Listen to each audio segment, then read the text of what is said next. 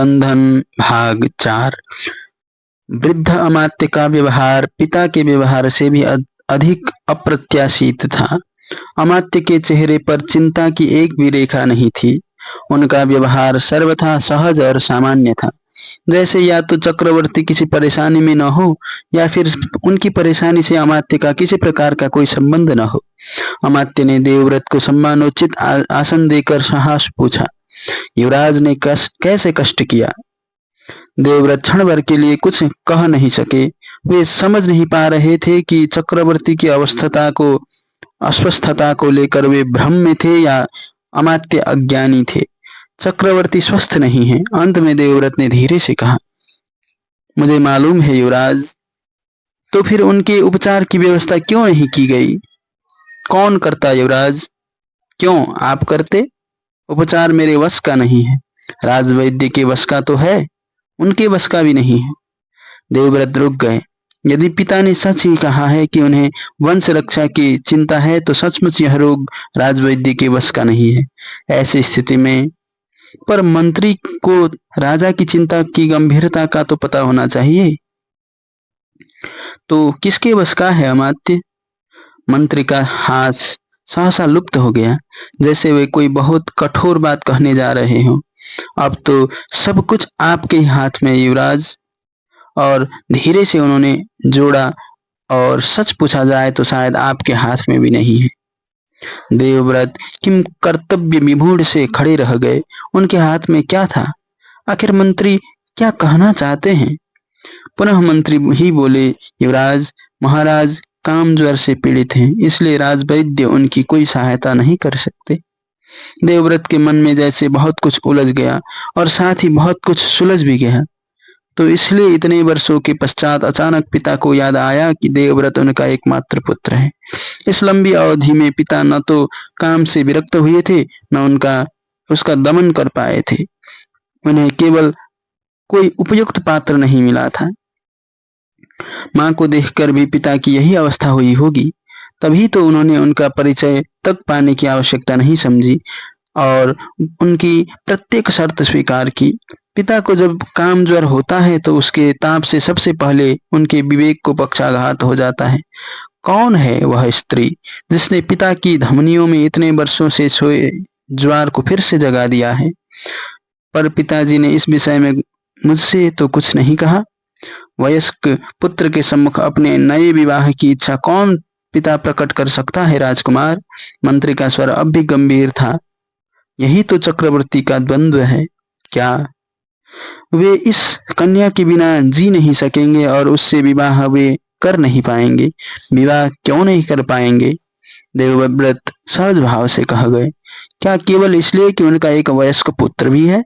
पहले भी तो प्रौढ़ राजाओं ने नए विवाह किए हैं। मंत्री बोले, पर उसके लिए किसी न किसी को मूल्य भी चुकाना ही पड़ा है। ययाति ने फिर से युवावस्था की कामना की थी तो पूर्व को वृद्धावस्था अंगीकार करनी पड़ी थी। देवव्रत ने ध्यान से मंत्री को देखा। वे मंत्री के चेहरे से वह सब कुछ पढ़ लेने का प्रयत्न कर रहे थे जो मंत्री की वाणी ने नहीं कहा था। क्या बात है अमात्य? युवराज, मंत्री बोले, यमुना के तट पर दासराज नामक केवट प्रमुख का स्थान है। उसकी पुत्री अत्यंत रूपवती है। चक्रवर्ती ने पुत्री को देखते ही उसके पिता के सम्मुख पाणी ग्रहण का प्रस्ताव रखा था, किंतु दासराज की शर्त को सुनकर चुपचाप लौट आए। ऐसी क्या शर्त है अमात्य? ऐसे अवसरों पर एक ही शर्त होती है युवराज, मंत्री बोले, नई रानी के पुत्र को राज्याधिकार और पहले पुत्र का अधिकार चित्त होना। इसलिए मैंने कहा था युवराज कि अब सब कुछ आपके वश में है।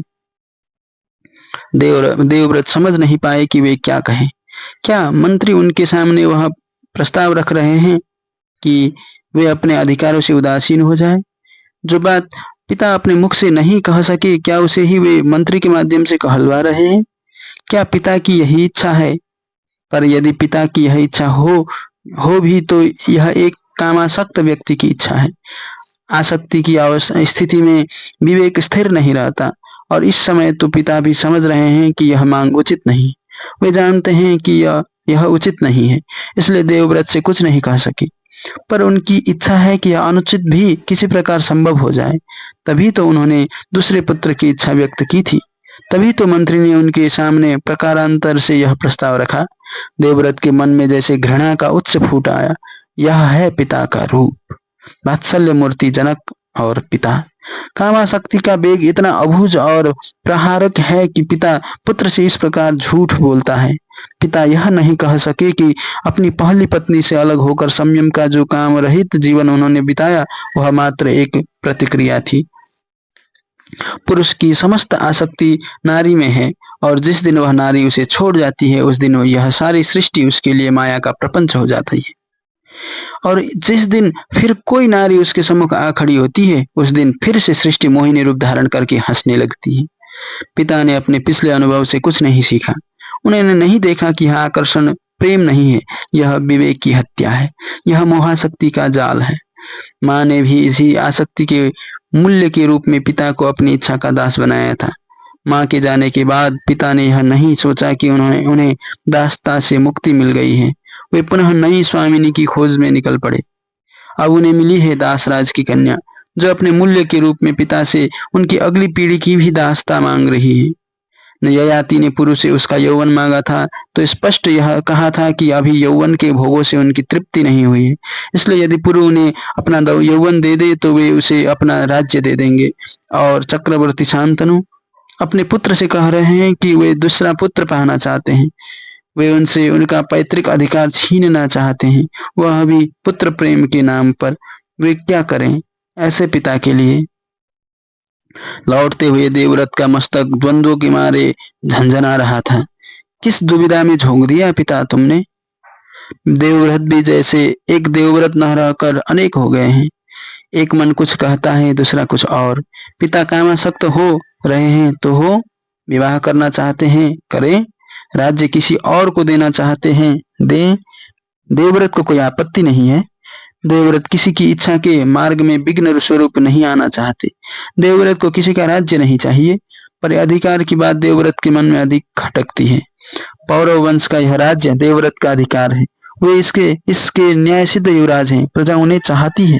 यदि देवव्रत से उनकी कोई निजी वस्तु मांगी जाती तो दान करने में उन्हें रज्मात्र भी कष्ट नहीं होता। किसी दीनहीन की आवश्यकता की पूर्ति के लिए राज्य त्याग में कोई बुराई नहीं है, किंतु किसी की अनुचित असामयिक इच्छा के लिए अपना न्यायोचित अधिकार छोड़ना धर्मसंगत है क्या। जब माँ ने एक एक कर 7 पुत्रों को जीवन मुक्ति दी थी तो पिता अपनी कामाशक्ति के कारण अपने और अपनी संतानों के अधिकार के विषय में कुछ नहीं कह सके थे। आज फिर वे अपनी उसी कामाशक्ति के कारण देवव्रत के धर्मसंगत न्यायोचित अधिकार की बात नहीं सोच पा रहे हैं।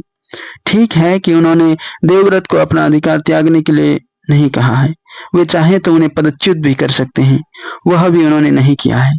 किंतु अपने पलंग पर औंधे मुंह लेट हाथ पैर पटक पटक कर अपनी पीड़ा का प्रदर्शन करते हुए क्या वे अपने पुत्र को अप्रत्यक्ष रूप से बाध्य नहीं कर रहे हैं कि वह अपना शासनाधिकार त्याग दे।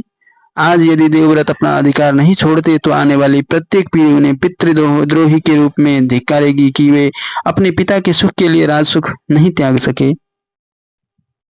राजसुख। देवव्रत का मन इस शब्द पर अटक गया। क्या होता है राजसुख। पिता चक्रवर्ती सम्राट हैं, राज्य में उनकी इच्छा के विरुद्ध कोई एक तिनका नहीं तोड़ सकता, पर क्या वे सुखी हैं। चक्रवर्ती सम्राट एक सामान्य युवती का अनुग्रह पाने के लिए हाथ पैर पटक रहा है। कहाँ है राजसुख। यदि राज्य से कोई सुखी हुआ होता और जिस सुख के लिए आज वे इतने आतुर हो रहे हैं वह भी कोई सुख है क्या। ऐसा ही सुख पाने के लिए पिता पहले भी तड़पे होंगे, पर कोई सुख मिला। पिछले अनेक वर्षों से उस सुख से वंचित होकर तड़पते हुए तो उन्हें देवव्रत देख रहे हैं। कैसी बुद्धि पाई है मनुष्य ने। देवव्रत की आंखों के सामने प्रातः काल का दृश्य घूम गया।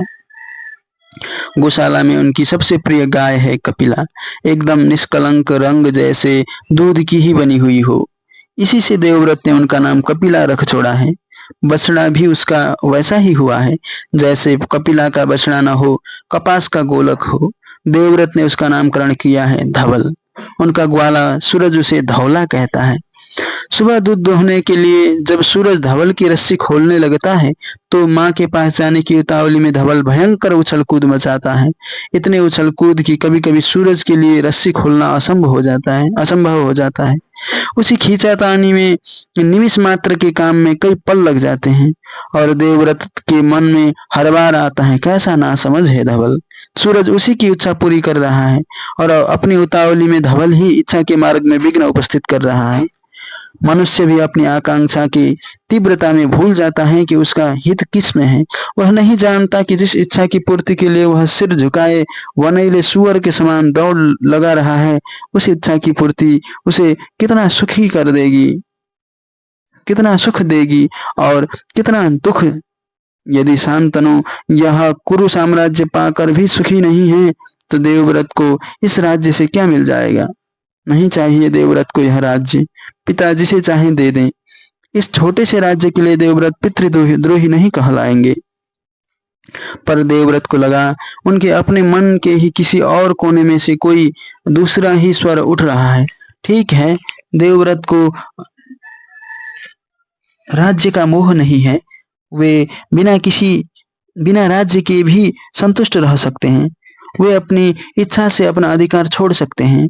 व्यक्ति रूप में उनके इस त्याग को शायद सराहा भी जाएगा, किंतु व्यक्ति का आदर्श समाज के आदर्शों से भिन्न होगा क्या। व्यक्ति देवव्रत त्याग करे पर समाज के सामने भी वे यही आदर्शों रखेंगे क्या। अपने अधिकारों के लिए लड़ना समाज का धर्म है या अपने अधिकारों को त्यागना। हस्तिनापुर का राज्य पिता की कोई ऐसी निजी संपत्ति तो है नहीं कि वे इसे जब चाहें जिसे चाहें दे दें और किसी को उससे कोई अंतर न पड़े। इस प्रकार का राज्य का अपहरण कर जो व्यक्ति कल हस्तिनापुर के राज सिंहासन पर बैठेगा वह समाज अधिकारों की क्या चिंता करेगा। वह प्रजा के साथ न्याय करेगा। और सबसे बड़ा प्रश्न तो यह है कि देवव्रत का छात्र धर्म क्या कहता है। यदि कोई उनके राज्य का अपहरण करना चाहे तो वे अपना अधिकार छोड़ देंगे क्या। इस प्रकार कहीं समाज, देश और राष्ट्र चलते हैं। सन्यासियों की त्याग वृत्ति इस सृष्टि के क्रम को चलाए नहीं रख सकती। छात्र धर्म तो समाज के पालन में है, अन्याय के प्रतिकार में है, अपहरणकर्ता का विरोध करने में है। पर यहाँ कौन अपहरण कर रहा है। अपहरण ही तो है। सेना लेकर आक्रमण न किया, एक वचन की आड़ में उनका राज्य छीन लिया, यह शत्रुता ही तो है। देवव्रत को लगा उनके मन में उस अज्ञात युवती और उसके पिता दासराज के विरुद्ध आक्रोश संचित हो रहा है। वे अजाने ही उन्हें अपना शत्रु मानने लगे हैं, पर तुरंत ही वह सावधान हो गए। वे उस युवती को नहीं जानते, न वह युवती उन्हें जानती है। फिर उसके विरुद्ध मन में प्रतिहिंसा का भाव पालने का क्या अर्थ। सावधान देवव्रत, जो अपने मन में होता है वही भाव पालने का क्या अर्थ। सावधान देवव्रत, जो अपने मन में होता है वही सारे संसार में भी भाषित होने लगता है। यदि वे अपने मन में प्रतिहिंसा पालेंगे तो उन्हें सब और अपने विरुद्ध हिंसा ही होते दिखाई देगी।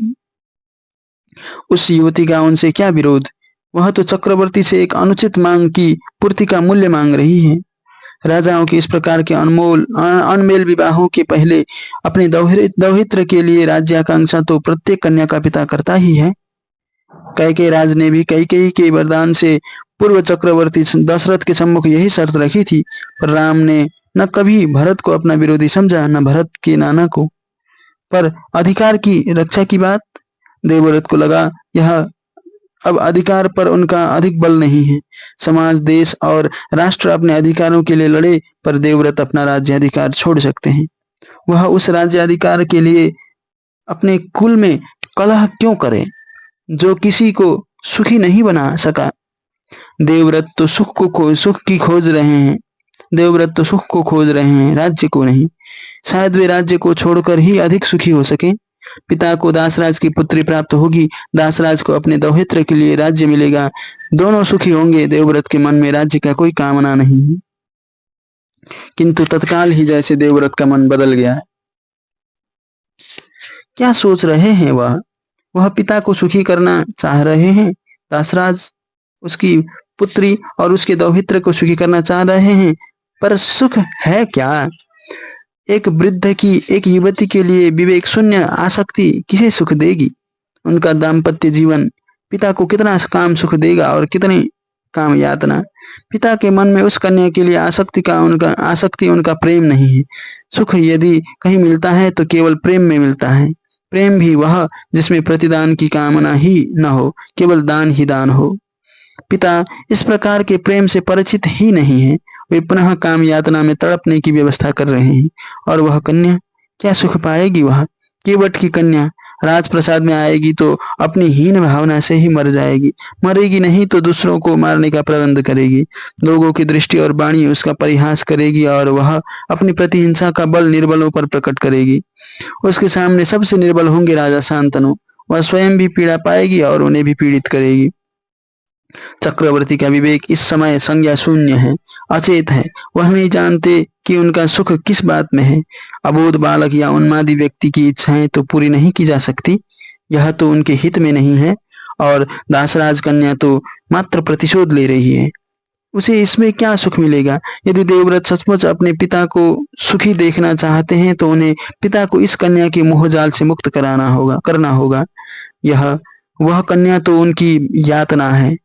बालक अग्नि को पकड़ना चाहे तो उसकी इच्छा पूरी नहीं होनी चाहिए। और इस समय देवव्रत ही पिता को इस भावी आपत्ति से मुक्त कर सकते हैं। वे चाहें तो अपना राज्याधिकार त्यागना अस्वीकार कर दें। पिता न उस कन्या को पा सकेंगे न काम यातना भोगेंगे।